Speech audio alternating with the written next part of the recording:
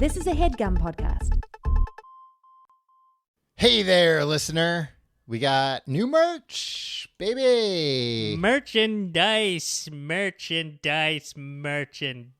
We got shirts. We got stickers. We got masks. We got pillows. We got sweatshirts. Mugs for your coffee and tea. Phone cases. You name it. We might have it. I don't know. We don't have everything, but we've got a lot. It's a website that has things. But it's got our logo and stuff on it. Yes. And you can find it at tcgte.com/merch. That's where all of our new merch is. So check it out. And we're going to have new designs up there soon as well. But right now we got some pretty cool designs, if I do say so myself, because I made them. Yeah, we won't have new designs until we sell out of these designs. So you better buy these up, too. Well, they won't sell out, Tim. They'll make more if people want them. Buy them up, sell them, make sure they're sold out. They're not sold out yet, but you better act fast because they're selling out very quickly. I'm told we have very low stock. tcgte.com/merch.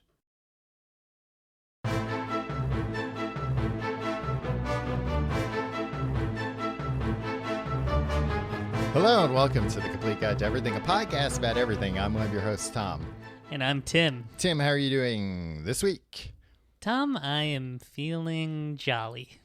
Oh, because of the Christmas season. The holiday season, yes, Tom. What's so jolly about you? You got a big belly now? I haven't seen you in person in a minute. I mean, to be honest, yes, probably bigger than the last time you saw me. It's fine. Yeah, it's fine. Who cares? I mean, I don't care. I just don't want to be like horribly unhealthy. Oh, I thought you were going to say I just don't want to be teased by children. Well, children, I don't see children. I don't leave my home, but I could see getting teased by you. Yeah. Yeah, I'd a bully. Give you a little poke. Yeah. Like the Pillsbury Doughboy. You know what? What? I think they got to retire that. I think they maybe have retired him. It's a fun poke. He's not even that heavy. I mean, he's round. Honestly, it's more to do with his posture than anything else. Yeah, same with me, to be honest. He's just his back's like too arched. You know, it's like the opposite of like hunching over. Like I hunch, everybody hunches. That's why I get Instagram. It's just ads for like devices to stop hunching over. Or it's like they know Instagram knows from the way that you're holding the phone and looking at it. Maybe they do. I wouldn't be surprised. It's like there's the posture of a hunched man. The angle that the phone is at right now. Show him this ad about a little gadget he can tape to his back and it'll shock him whenever he's hunched over. Yeah, I'd rather have bad posture than get shocked every 10 seconds.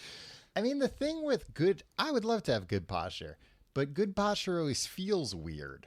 That's the biggest thing. That you have to get over that you don't look like a weirdo when you're standing up straight. I always think I look like a weirdo. My thing is when I have good posture, the expression on my face changes. Like it's almost as if like a more smug expression than normal. Not smug, but serious. I feel like I'm standing up like a grown-up is supposed to, so I think my face should reflect the fact that I'm a serious grown-up. Right. And nobody when you wants that from me. They're like, hey, the world loves a clown. When you want to let your shoulders down, slouch and have some fun. Yeah. Yeah, but, that's what I do on the weekends. But why are you feeling jolly? As I said earlier, the holiday season is upon us. I'm excited for the holidays this year, although it's not really any different from the rest of the year. Yeah. Well, it's a day to get presents. It is, but I feel like it's going to be limited in presents this year. Yeah. Well, I'll tell you, I tried to get you a Gotta Go Flamingo when they were $20 online, but I couldn't get one, and now they're back up to $30, and that's too much money for that kind of thing. I accidentally almost bought a Gotta Go Flamingo because I put it in my cart when we were recording and I was drunk. Checking something else out? And then I was checking something else out. Yeah. Yeah. I've had that happen where I'm like ordering like a new multi-pack of toothpaste or something. I'm like, what's this in here? It's a toy flamingo that poops on a clear toilet. It's a 4K Blu-ray of Demolition Man. I didn't mean to order this. I mean, that's cool. And also these days, what does that cost? Like $6? 4K Blu-rays, man, they're relatively inexpensive. I keep getting tempted to, well, I mean, we'll be talking about this episode because now I have a 4K Blu-ray player. So I'm like, I got to get a 4K Blu-ray. But I can't think of the last time I've watched a movie more than once. But what about those special features, baby? They don't even really do special features at this point. Alternate angles? And they don't do the alternate angles. That never interactive menus? Interactive menus are there.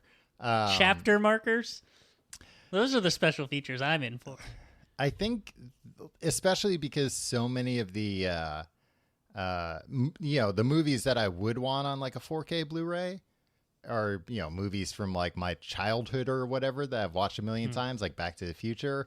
And it's like, no, there's no more special features for that.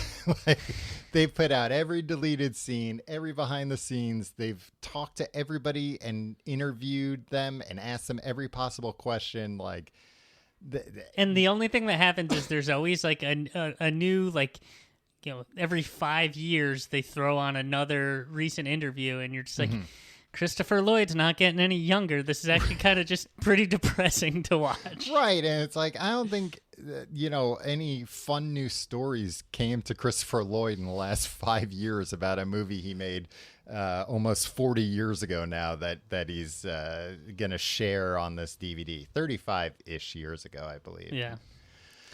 I mean, I'm thinking of, Tom, I bought a 4K Blu-ray player as well. On March 12th, 2020, as I was leaving my office for the last time, and I was afraid the world was going to fall apart. Stock up. Well, I was just like, when I stream everything I do all day, every day is dependent on internet, and with the plague coming. When the internet goes, what am I going to do all day? Right, because that will be your biggest concern. When society devolves to the point where the internet's not working. I wanted to at least be able to watch, all I have are like Arrested Development DVDs from 2005. I guess I didn't need a 4K Blu-ray player, but, it'll play those DVDs. Yeah, I thought you were going to say you were afraid of like a Twilight Zone episode was finally time at last, the Burgess Meredith one where he's all alone and has all the books he can finally read and he breaks his glasses. You were afraid of a situation of like, what if the only physical media left are 4K Blu-rays that everybody left. Everybody looted everything else. All the DVDs and Blu-rays are gone, but you have these. So I thought maybe you bought that player just in case of that scenario. Yeah, I don't know why. I was just panicking. Yeah. I didn't buy toilet paper, but I bought a 4K Blu-ray. Tom, I've been watching a lot of Christmas movies lately. Oh, yeah? And that's been getting me in the holiday mood. Yeah. And that's why I'm jolly.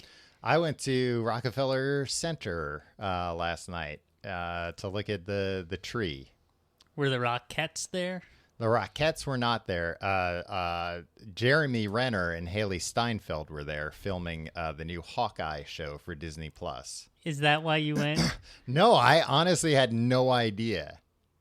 And I went with... You're not the kind of guy that, does things. Like, I'm going to go to Rockefeller Center for the Christmas tree. I went with my girlfriend, and it was her friends. They meet up. They do this, every year. So they were doing it this year. Yeah, but on any other year, if Jeremy Renner isn't there, you would say, go screw to your girlfriend. Well, no, last year I had to record this show with you, Tim, and it nearly cost me my relationship.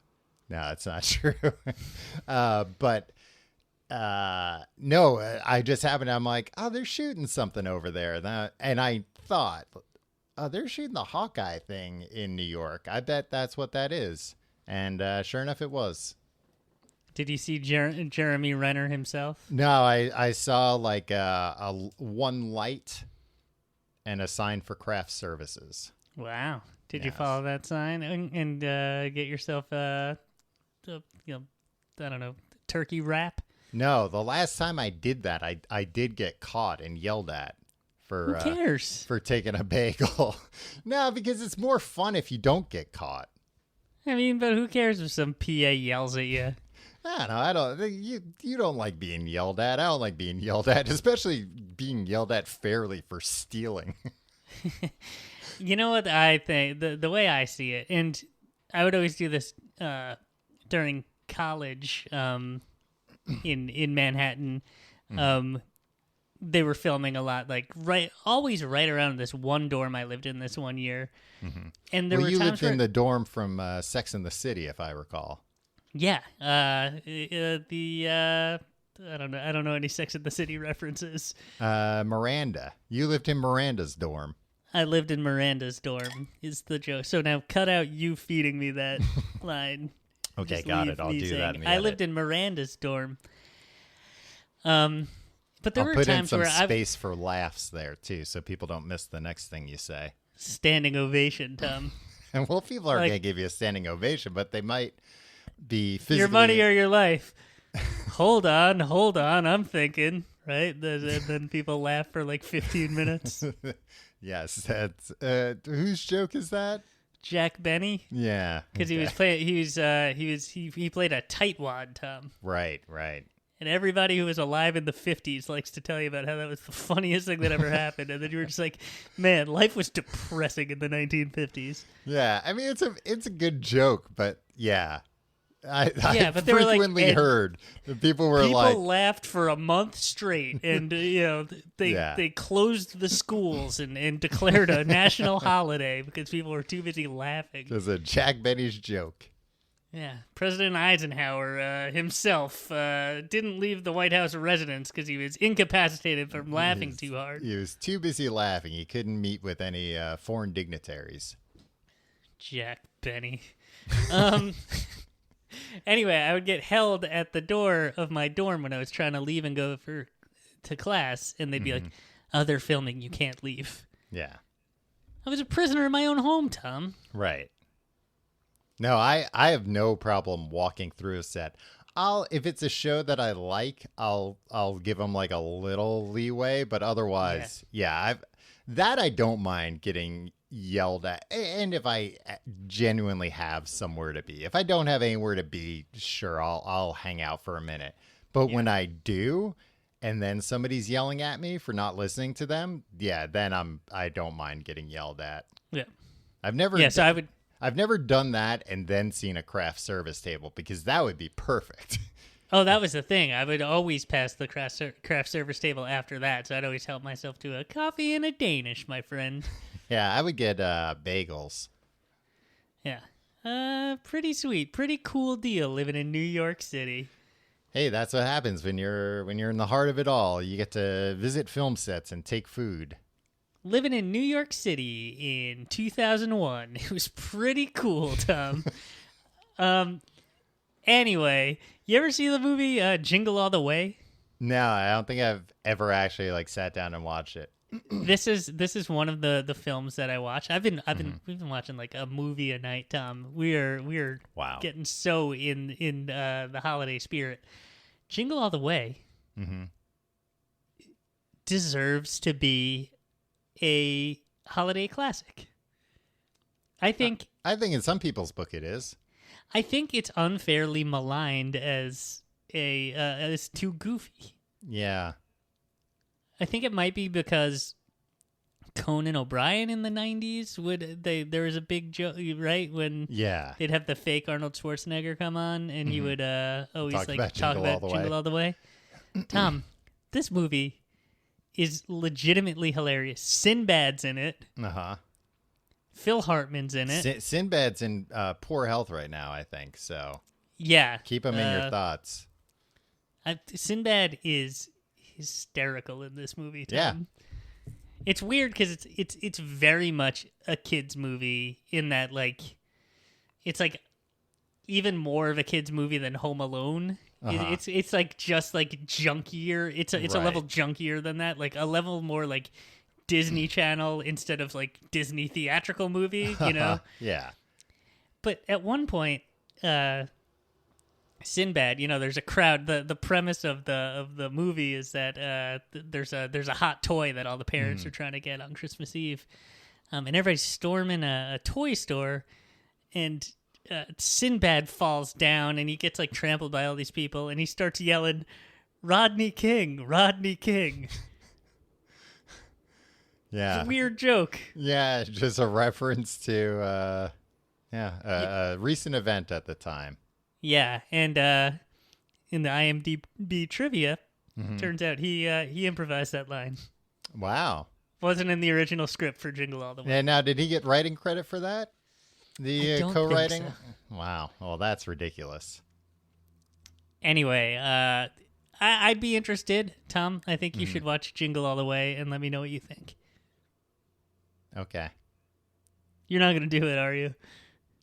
No, probably not. What else are you doing? Just watch Jingle All the Way. You like Home Alone, right? Yeah. I told you about that. And you didn't tell me about that. You didn't know about that. You dumb son of a bitch. I saw Home Alone so many times in the movie theater. You told me about it. I didn't need you to tell me about some movie that came out 30 years ago.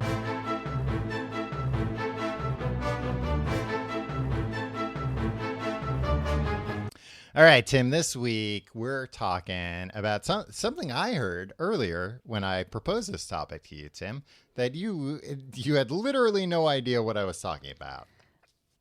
I have no clue. Like you said, I thought you were joking when you suggested this as a topic to talk about. I don't joke.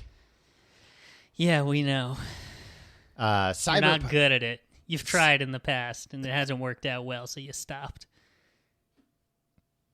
You make me sound like some kind of Joker-esque character, Tim, up on the stage with my book. Nobody laughing at my jokes. Are you referencing the film Joker? I've never seen it. Tom, what is the topic? Cyberpunk 2077. Cyberpunk 2077. Yeah. Do you not even know what that refers to?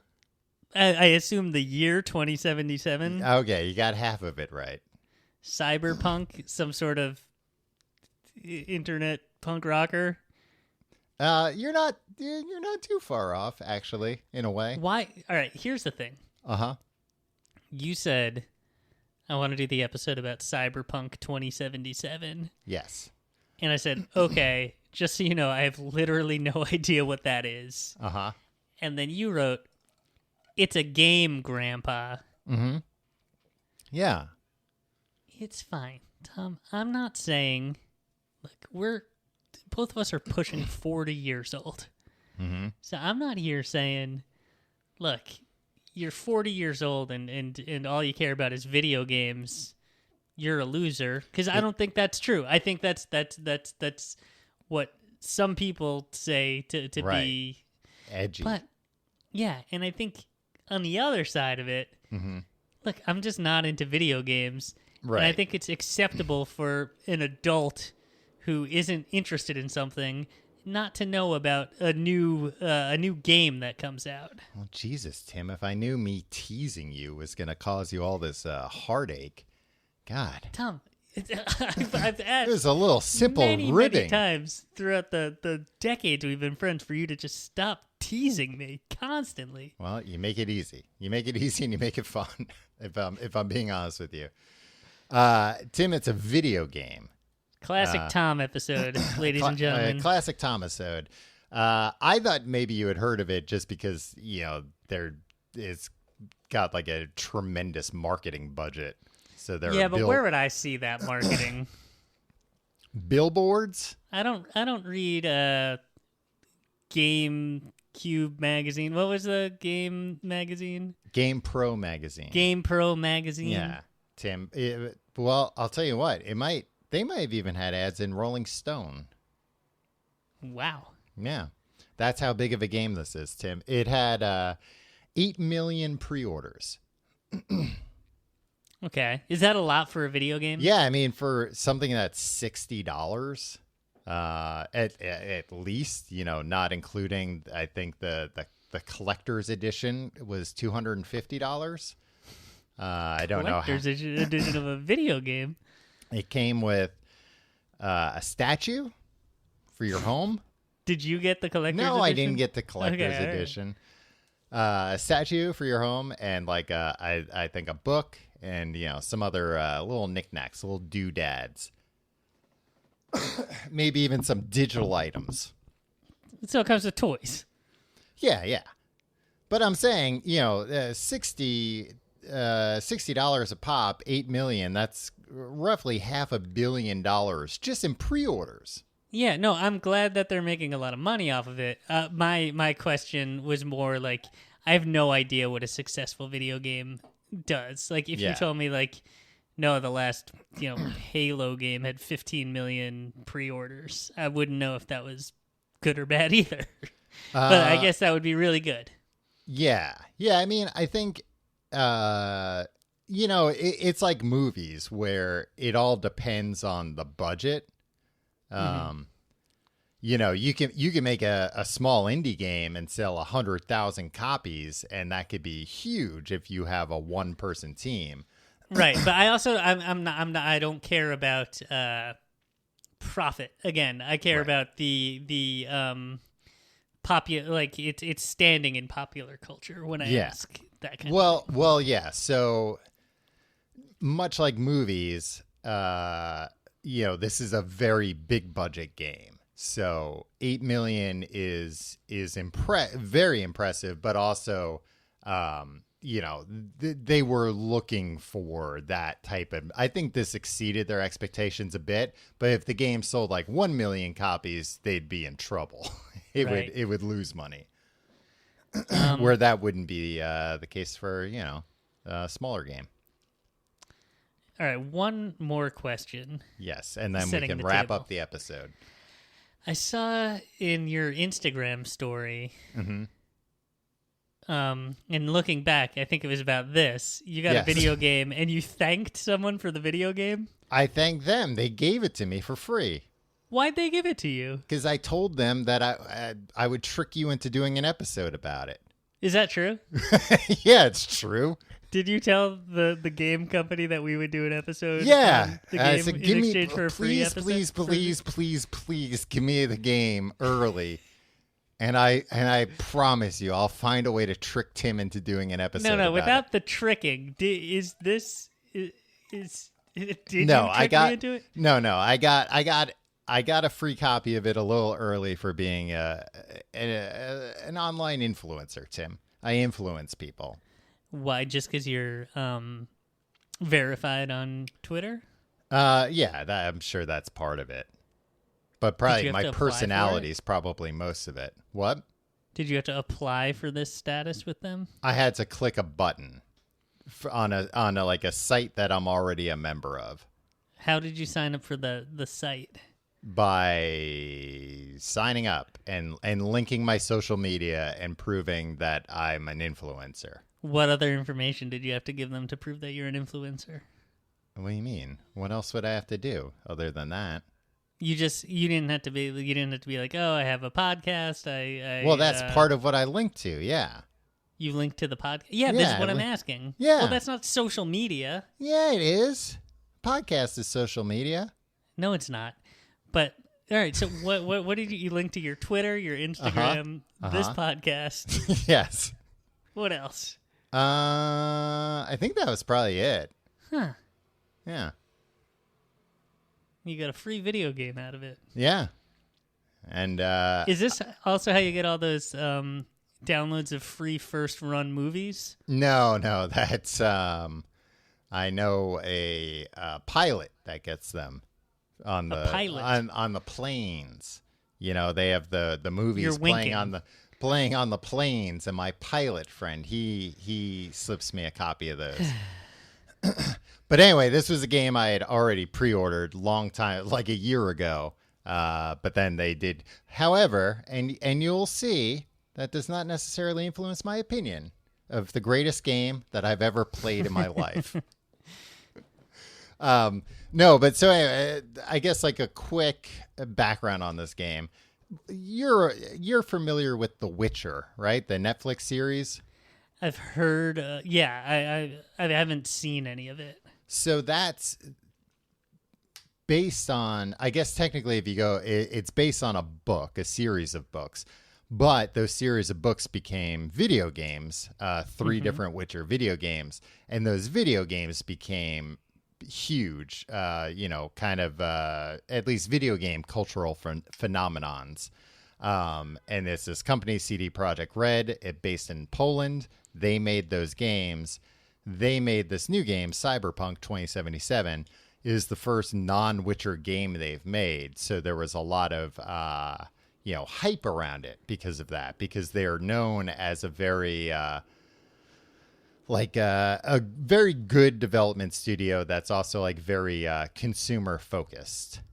So this isn't part of a franchise. This is a new. Well, but that's it is, because it is based on a tabletop role-playing game called Cyberpunk 2020, which is this year, that came out in 1990.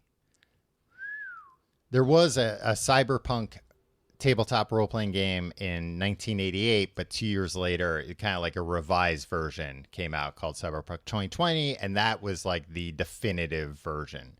And then that spurred a bunch of like lore books, like, peripheral content, I would say. So 8 years ago, this game was announced. And it was a big deal because it was like, wow, this studio that makes these Witcher games that people really love is partnering with this franchise. I guess not even really a property that has only existed in really like a tabletop RPG, but people who were into it loved it, and they were going to make a new thing, a sequel to that. I understand. That takes place 57 years later. And instead of a tabletop game, it's an immersive video game. It is. It's an immersive video game. And are you familiar with the cyberpunk aesthetic? Not really. It's basically... But it's like the movie Hackers? No, it's basically the movie Blade Runner. Okay. Which you have seen. That's pretty much the movie Hackers also. It's not pretty much the movie Hackers, Tim. The fashion is very similar. It's... okay, I'll maybe There's a guy give you named that. Zero Cool in both. There's not a guy named Zero Cool in both. Tim, stop starting rumors about the movie Blade Runner. I've told you that multiple times. We're going to get in trouble. Tom, I watched Blade Runner for our other podcast, Books the Podcast. Available on patreon.com/complete guide. Yeah. I don't think I let on at the time. I did not really care for that movie. No, really? Well, you don't like Harrison Ford. I like Harrison Ford just fine. Well, grump. I wouldn't want to like hang out with him in real life. I can see you hanging out with Harrison Ford. You're both in his house. Well, what do you want to do now? No, if I get freaking upset with you teasing me, I wouldn't last a freaking an afternoon with Harrison Ford. Going back to the fridge. Don't you think you've had enough? Oh, I'd be drinking to excess. Is that what you're saying? No, eating wise. Oh, okay. And he's also got that very skinny wife, that famously skinny wife. Yeah, I mean, she's also a talented actress, Tom. Yeah, but a damn good lawyer, from what I understand. Was she a lawyer on that show? I think so. Wasn't that Ally McBeal was about lawyers? Maybe. I thought it was about dancing babies. I mean, that was a big part of it. And they had a unisex bathroom. That was the big thing that everybody hung out in. Is that true? I think so. It was like a big deal that they had a unisex bathroom. Yeah, well, it was the 90s after all. But I don't think people didn't necessarily hang out in it, but I think they like ran into each other and had conversations in it a lot. But back to Blade Runner. What about the aesthetic of that movie? What did you think of that? I think that was the main reason why I didn't really like it. Really? Too cold. It was in Los Angeles, Tim. It's temperate there know most what of the I time. mean. Well, so that's the cyberpunk aesthetic. Blade Runner leans more in the colder, like brutalist architecture vein of it.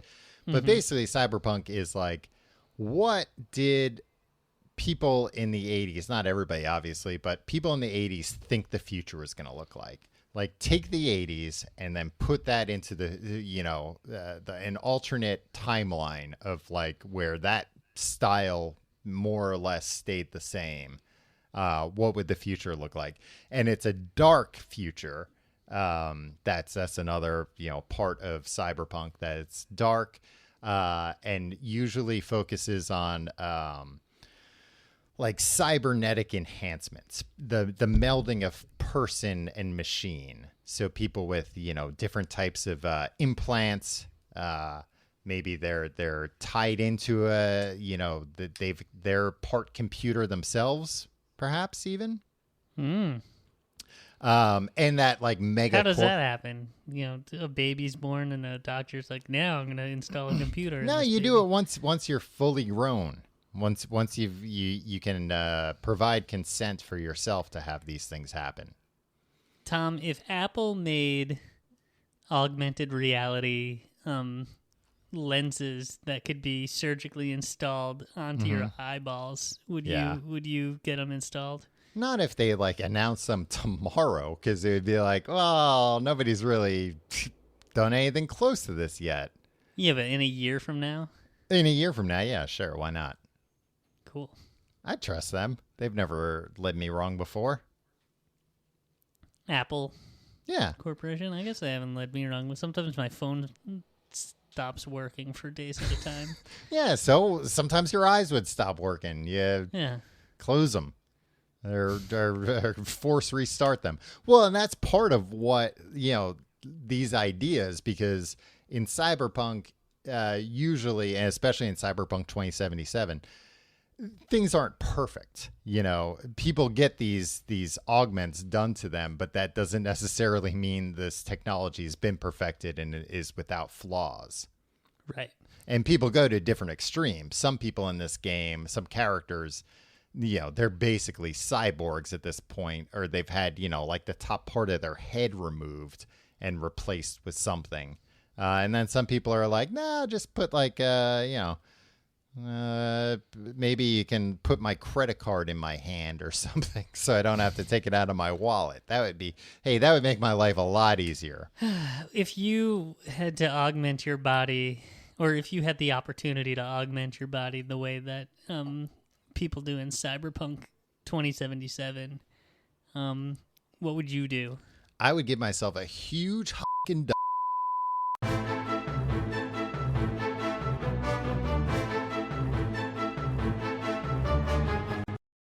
Tim, another aspect of the cyberpunk aesthetic is the idea of mega corporations, of the world being kind of run through, you think we've got big companies now. No, like bigger, way bigger, and, more consolidated. In fact, in Cyberpunk 2077, it takes place, the timeline has changed, or not changed, but like, the last like significant worldwide event was the Fourth Corporate War. So there are wars, actual wars between corporations. I feel like you'd be into that idea. It's very like anti-corporate, and again, comes out of the 80s, where, this idea of like, wow, these global corporations sure are getting big and powerful. Yeah, but all this, to be honest, this is just kind of depressing to me, because we are on the trajectory towards, 2077. Yeah, this actually being a reality. It's not like, man, in this mixed up science fiction future that doesn't resemble our present day. Good thing we dodged that bullet. Yeah, it's quite the opposite, Tom. It bums me out to think about, because we are on our way towards this. Yeah, well, that's what I, well, not the only thing I like about it, but I like that because And again, as a genre, you can use that to speak to, the best genre fiction is speaking about current day events, but, through the way of either projecting that out into the future or being like, what if corporations were dragons?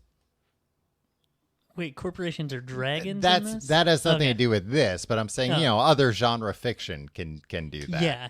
No, but like if I was reading a book about 40 to 50 years in the future, and the Earth was ravaged by a changing climate that was inhospitable to human life in certain areas of the world that are highly populated right now, I wouldn't be like, wow, this is a cool way to to make a comment about how we're not doing anything and things will actually definitely wind up this way. Yeah, but maybe that will finally spur you to take some action. Recycling's for the birds.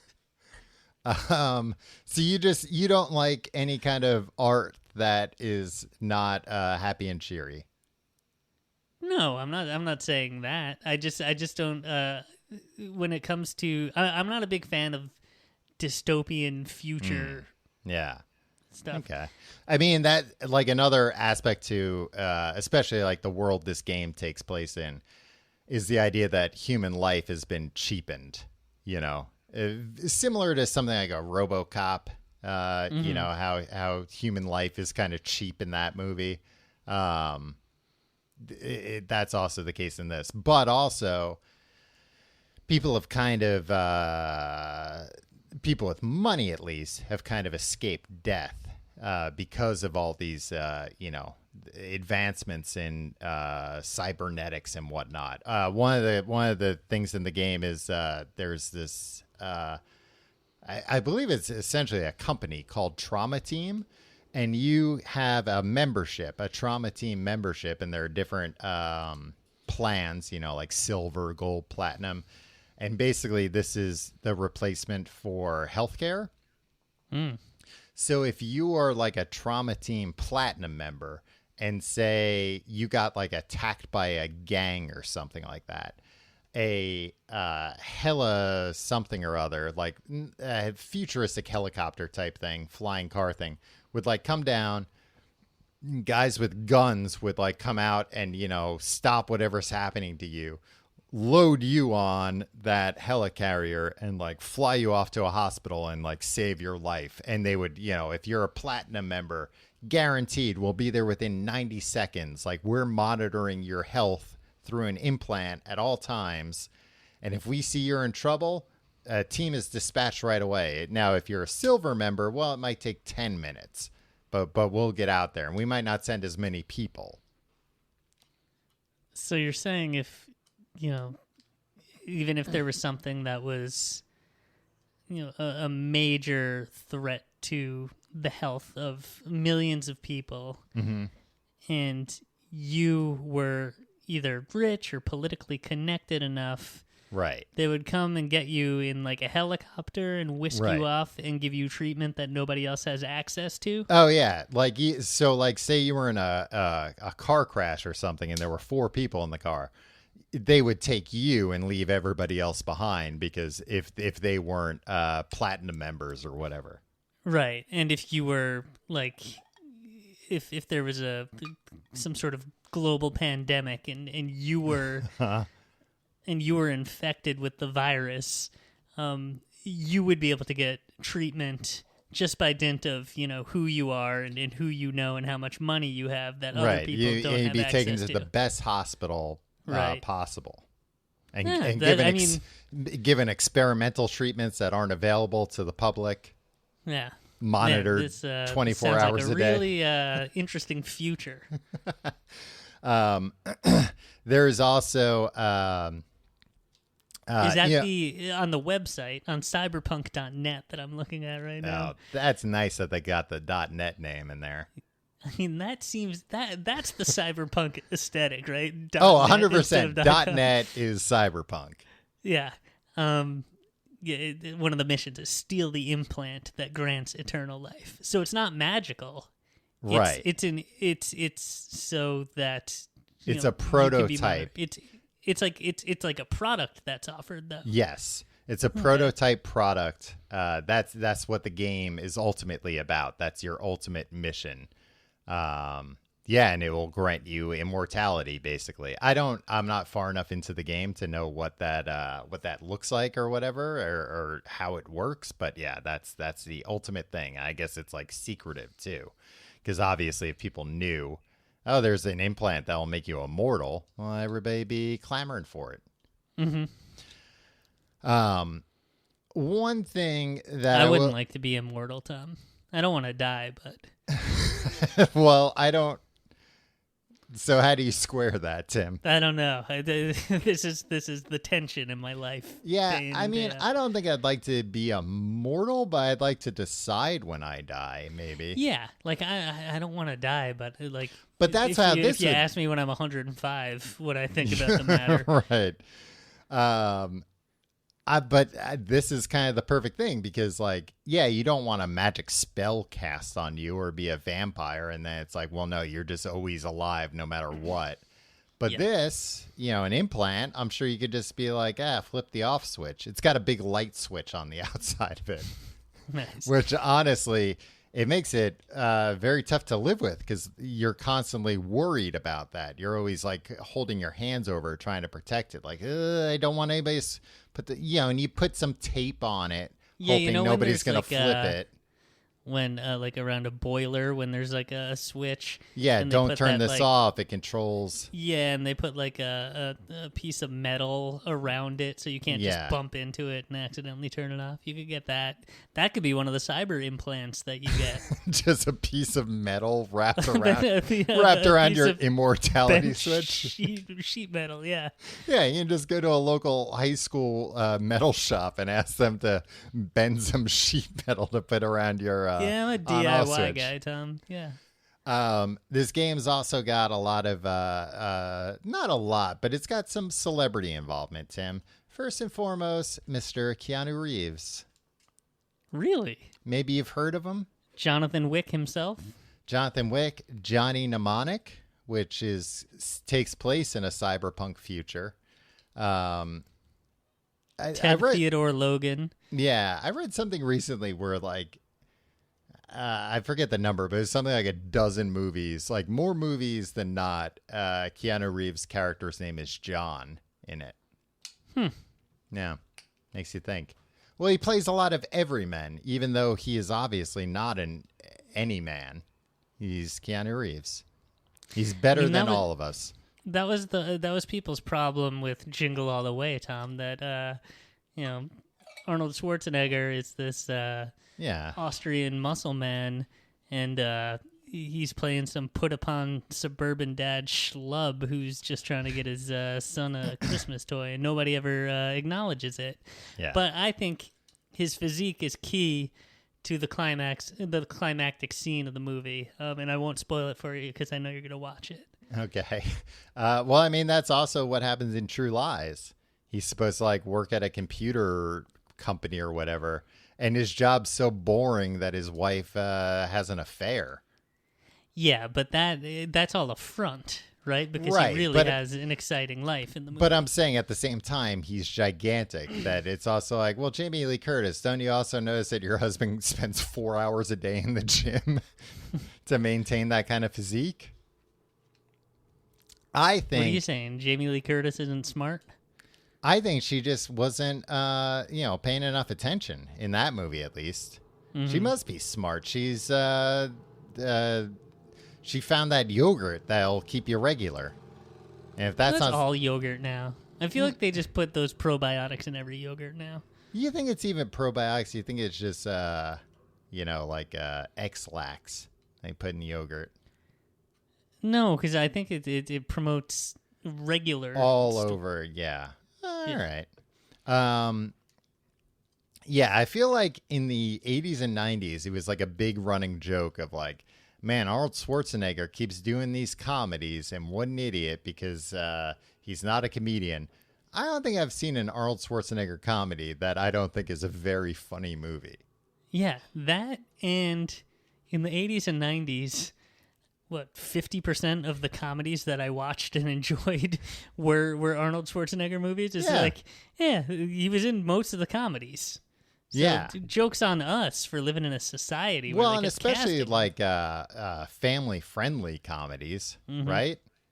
Like I would guarantee you, and this is no slight to him, but if you put up the comedy like 90s comedy records of Arnold Schwarzenegger versus Robin Williams, percentage wise, I bet Arnold comes out on top for like funnier movies. I don't know if I can agree with you, just because of a little movie called Flubber. No, that's exactly what I'm. And look, Mrs. Doubtfire, sure, that's gonna knock him out of the park. That's really gonna pull up the average.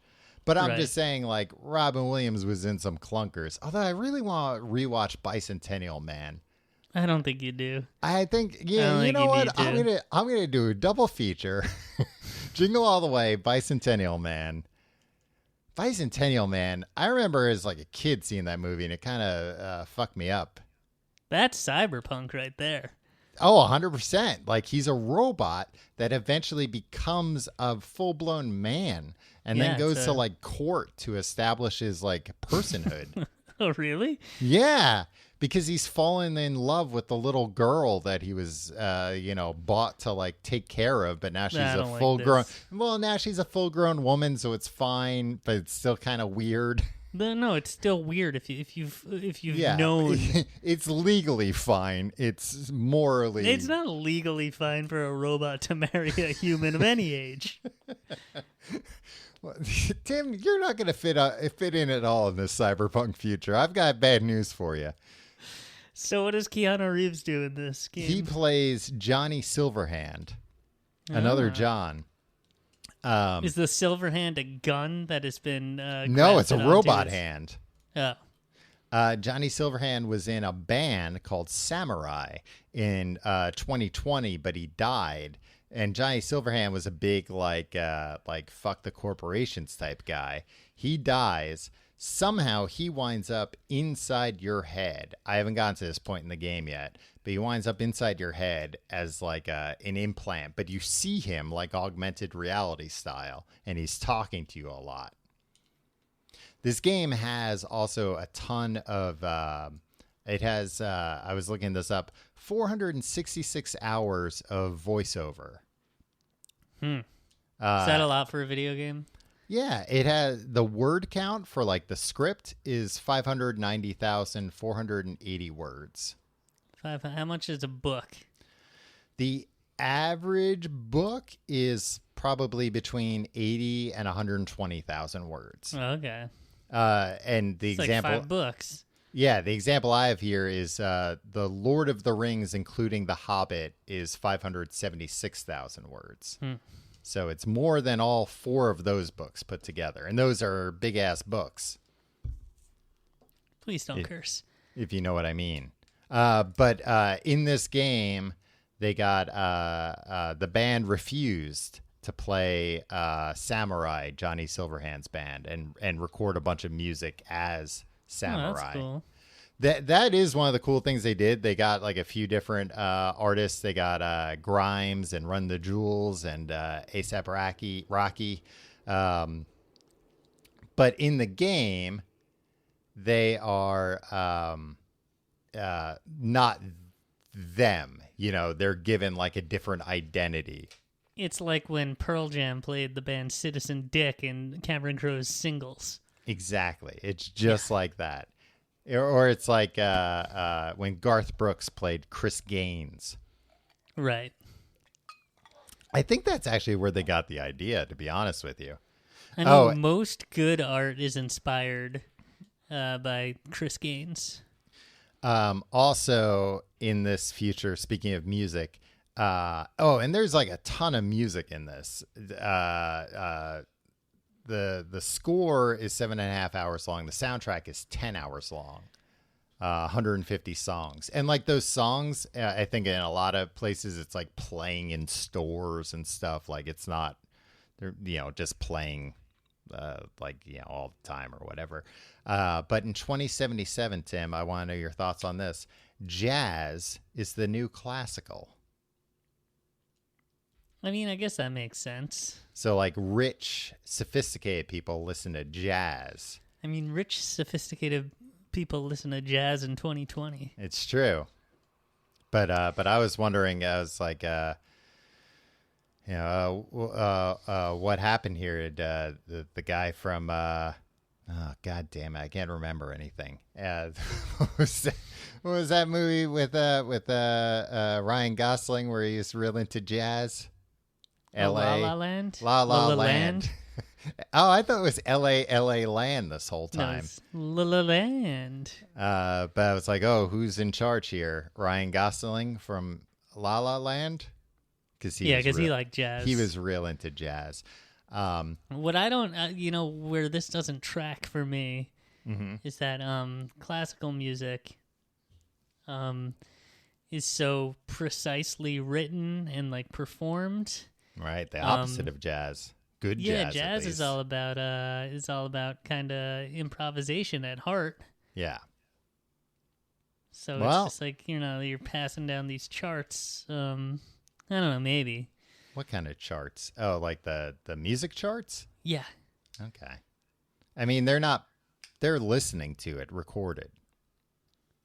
Okay. They're not playing. Well, people do that in 2020, Tom. People have done that. Well, I'm just saying that it's even more prevalent. Compact disc. In 2077, Tim, they're certainly not listening to compact discs. Maybe some. How are they listening to music? I think it's just all in an implant in their head. It's dark future, Tom. Or maybe it's played out over the loudspeaker, but they're listening to it with cybernetic ears that hear everything, that hear all those little imperfections in the improvisation. Maybe that's why. Maybe that's why jazz becomes the new classical, because everybody's got these cyber ears now, and they want to hear something that's not necessarily so perfect to remind something them that's human. of their humanity. Makes a lot of sense. I think they were just like, well, what would be the old music? Right. Yeah, probably. Jazz is already pretty old, so it'll be really old by then. Now I do want to say, and this is what I alluded to earlier when I said I am not a shill for this game. This is an insanely buggy game that was not ready to be put out. Borderline unplayable. Oh, really? Borderline yeah, maybe. unplayable. Yeah, maybe I buried the lead there a little bit, but it's difficult to play because the game is in such a rough state. And now, what makes this especially confusing is that this game was delayed 3 separate times. So it came out this week, and that was the 4th release date it was given. And this game was originally announced in 2012. Right. 2012? Yeah. Well, that was like when they started, or like when they made it public, like hey, this is what we're working on. So presumably they had already started working on it. They weren't like, and here's the trailer for the game we're going to start working on tomorrow. Right. But it was originally supposed to come out in April. And back when the pandemic hit, people were like, you know what? It's fine because this huge game is coming out. This huge, insanely immersive game that I'm just going to be able to sink like 100 hours into is coming out. So I don't even care. But then it got delayed till September. And the big problem is that when it got delayed from its April release, they said the game's done. It's ready to go, but we want to polish it. We could put it out right now. It would be fine, but we really want to bring the experience to the next level. So we're pushing it back to September. And then in September, they said, the game's not ready yet. We're going to push it back to October. And then in October, they said, the game's not ready yet. We're going to push it back to November. No, I'm sorry, September, November, December. So it was supposed to come out in November.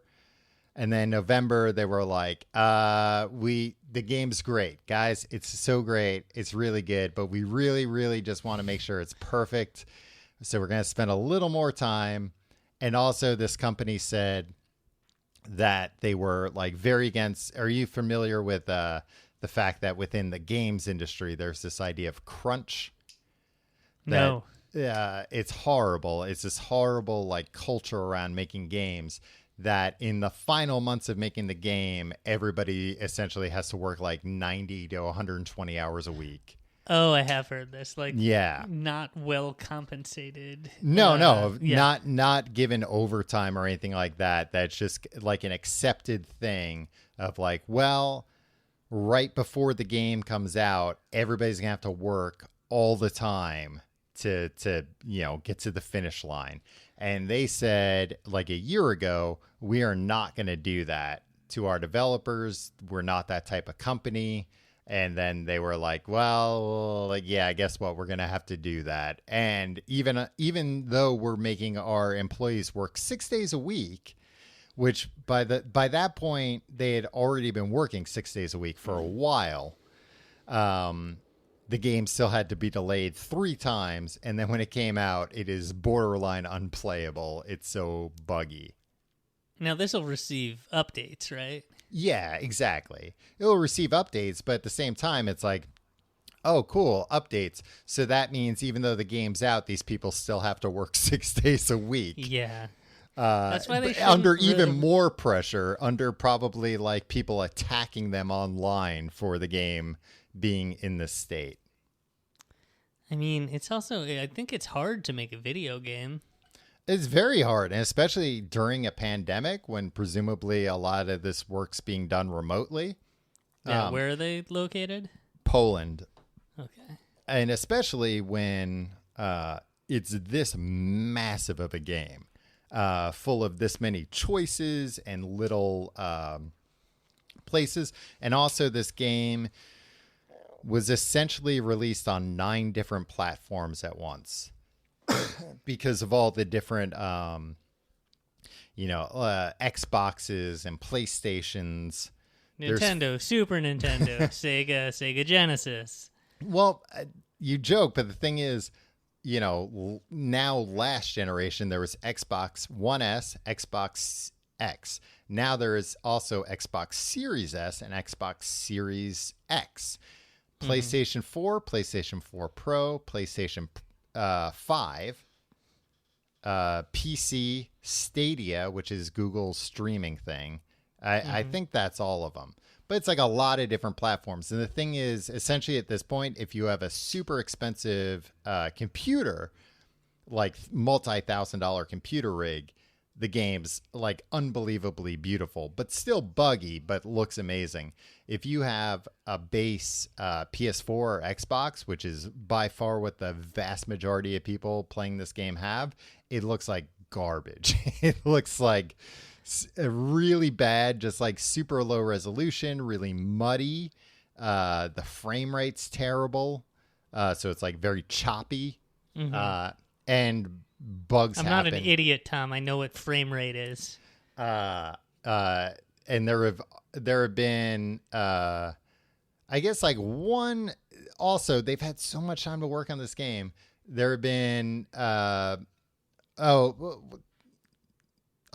let me go through this first. One of the bugs right now, and this is one of the like big things of this game, is that you can customize your character. You can make your character basically however you want it to be. And it's a little controversial because I think they thought they were being trans friendly by letting you decide if your character had a masculine or feminine voice, regardless of what their appearance was, and to change their genitalia based on what their appearance was. But then they labeled the voices male and female, so it's like, oh, well, you didn't talk to anyone. Right. You tried to kind of get credit for being trans friendly, but you didn't talk to somebody who was like, well, no, don't label it that way. Just say masculine and feminine. That's the way it should be. But you can pick penis or vagina, and then you can pick your penis size. 3 different sizes. There is currently a bug affecting seemingly a number of people where your penis goes through your clothes at all times. Why is the penis a discussion here? Is there a time when it's not a bug and you're pantsless? Yeah, I think so. I haven't gotten to that point in the game. Now, also, you can just like turn that off. You can just be like, no, I don't want any nudity. If in those scenes where my character is going to be nude, no, they're in their underwear. That's fine. But prudes in the house. Oh, and I think also I'm playing as a male character, so I don't know. But I think as a female character, you can also adjust the size of your areola of your nipples. So yeah, that's the kind of immersive game it is, Tim. But then sometimes also your penis. And now let me also say, you can only pick between 3 penis sizes: small, default, and large. And I think also people were disappointed there, where they were like, no, I want like a slider, and I want to be able to just, go wild here with things that aren't even believable. Mm-hmm. But the penises are circumcised and uncircumcised. You can also customize your pubic hair. I know you were wondering about that. Yeah. Different designs, different colors. And there's also a problem with the fact that there's no warning in the beginning of the game about people who suffer from epileptic seizures. And there's apparently a part in the game that your character gets like a thing put on their head, like a headband. And it flashes lights in such a way that if you're prone to seizures, it might make you have a seizure. And the reviewer who first noticed this was like, this is actually remarkably similar to the headband they use at a doctor's office to induce a seizure in a controlled environment. Like, it's kind of wild. Because, like, yeah, of course that's going to, in the game, I think it's like, oh, this puts you into virtual reality or whatever. Mm-hmm. And also, unfortunately, that person who pointed all this out also gave the game, like, a glowing review. Such a glowing review that they were like, yeah, I had a pretty bad seizure playing this game, but it's a really good game, so I kept playing, even though that happened. But because they pointed this out, they have been attacked online by gamers. It's about ethics, I think, in gaming journalism. And attacked in especially horrible ways where people have sent this person, it's a woman, but I'm sure that had nothing to do with it, sent this woman videos that would induce a seizure, as disguised as other things, hoping that she would open them up on Twitter and have a seizure, which is a real nice thing to do to a stranger online. Yeah. And the company... It's even a mean thing to do to someone online. Nah, it's just a funny goof if it's somebody you know. No, of course you not. did it to me. And of course, the company responded and they were basically like, oh, yeah, we have like the standard warning, but like you're absolutely right. There should be a warning in the game. We're going to put that in an update. I think actually it's already updated on like the PC. It has the warning. Mm-hmm. And I think they might have even said like, we're also going to like put a toggle in or whatever, so you can like turn that off. So not only are you warned, but if you're prone to this, you can make sure it doesn't happen while you enjoy the game. And that's Cyberpunk 2077, Tim. How many hours have you logged in the Cyberpunk future? Only about 2.5 hours so far. Okay. And now I will say I'm absolutely loving it so far, but I have a PS5 and that is handling the game pretty well. Like, I'm not noticing this, but when I went to play the game today, I got about 15 minutes in, the game crashed, and I was very mad. Tom, can I ask a question? Yes. Was this game made by Jim Brewer? Why is because that? It sounds like it's half-baked. If you like the show, you can find out more at tcgte.com. You can follow us on Instagram, tcgte. You can follow us on Twitter at Complete Guide. You can follow me on Twitter and Instagram at Tom Reynolds. You can follow me at Your Pal Tim. Jim Brewer was in the film Half Baked. Yeah, no, I remember he was in the, yeah. You can also support the show by, hey, check out our new merch, tcgt.com/merch for all that fun stuff that we spoke about earlier. Also, our Patreon, patreon.com/complete guide for our secondary show, Books the podcast about books. We are reading Nothing Lasts Forever, the book that Die Hard is based on. Right now, you get the newest episode, part 3, and all the back episodes. Also, check out our sponsors if you're interested in the wares they provide. So, Tim, at the end of the day, do you think this is... Oh, you know what? I was going to be like, oh, are you going to play this game? You're not going to play this game. I mean, how would I? I have a Nintendo Switch. You can get the Google Stadia version, and then you can stream it. You can play it streaming. My computer has struggled the last couple of weeks recording this podcast. Even that, you'd be fine, because it just streams in a web browser. It streams like Netflix, essentially. So do I get to control the characters? Yeah, okay. Then why wouldn't everybody just play it that way? Because if the performance is so perfect, because you do need a good internet connection. Oh, well, I don't have that. All right. Well, I guess you can't play the game. Good. Go out and buy a very expensive computer rig, and then you can play it. But I wanted to go over some of the slang, some of the future slang here with you, and see what you thought about it. All right. The replacement for bro or dude in the future is chum or chumba. Chum or chumba. Yeah, so That's if not I saw you, I'd be like, no. So if I that was Barack Obama's. He was part of the Chum gang. Oh, was he? And when he was smoking weed back in college? Yeah, that's what that was. Oh, nice. It was a group of boys who loved basketball and good times. Hey, I don't really like basketball, but I like good times. Yeah.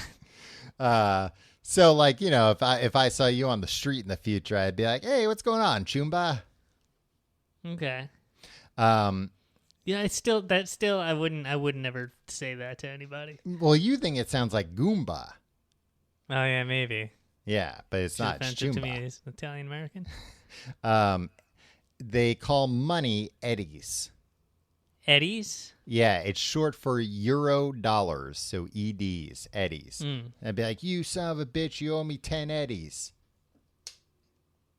They should call them flacids. Why? Because ED. Oh, because of erectile dysfunction. Yeah. I don't think people want to call them flacids. I think eddies is like bucks. This game seems very penis focused. That's true. Hustle. That is hired muscle. Hustle. So like a bodyguard or something like that. Mm-hmm. But do they say hustle or hustle? Hustle.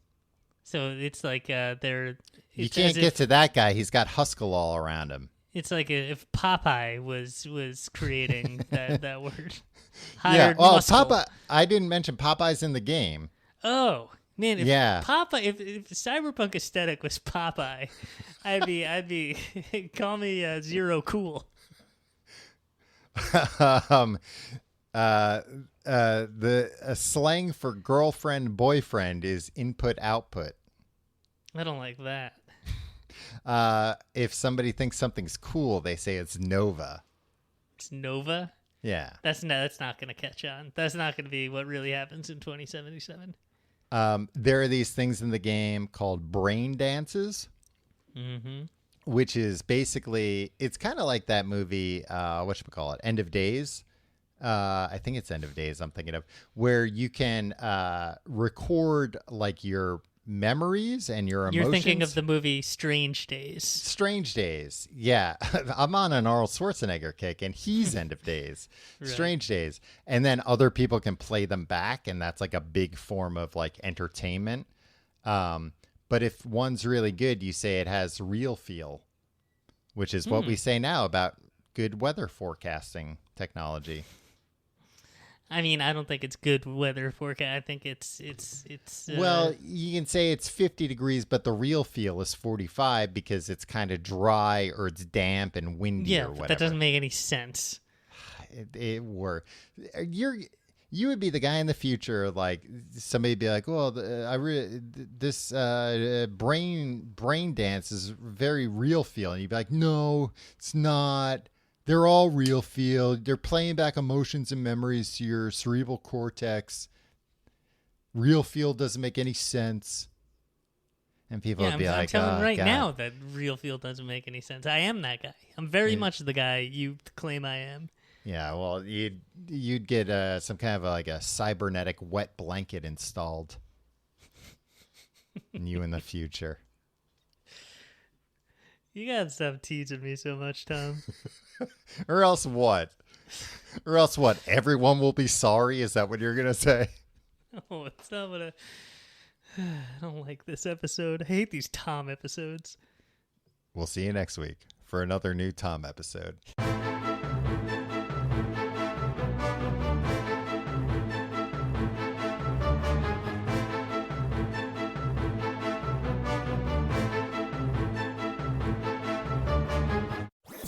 That was a HeadGum podcast.